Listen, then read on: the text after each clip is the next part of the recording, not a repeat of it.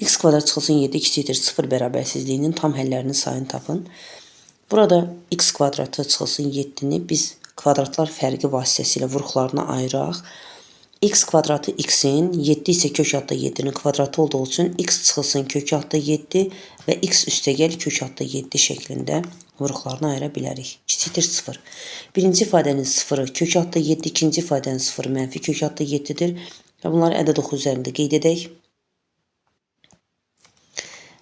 Mənfi kök altda 7 və müsbət kök altda 7. Aralıqlara bölək. Kök altda 7 təxminən 2,6-dan biraz böyük ədəddir. Mənfi kök altda 7 də mənfi 2,6. Təxribi götürsək, yəni bu qiymətlərlə.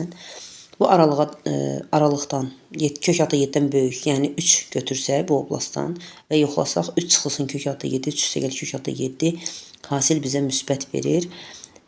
Digər tərəf mənfi və müsbət yaza bilərik, çünki təkrarlanan kök yoxdur. Bizə lazım olan aralıq mənfi kök altda 7-dən müsbət kök altda 7-yə qədər olan aralıqdır və bu aralığa daxil olan tam ədədlər mənfi 2 ən kiçiyi, müsbət 2 ən böyüyüdür, sonra olacaq mənfi 1, 0 və 1. Cəmi 5 dənə ədəddir. Digər tərəfdən yəni həllər, tam həllər çoxluğu mənfi 2, 2 parçası olduğu üçün 2 çıxılsın mənfi 2 üstəgəl 1 bərabərdir 5. Yəni də cavabımız 5-dir.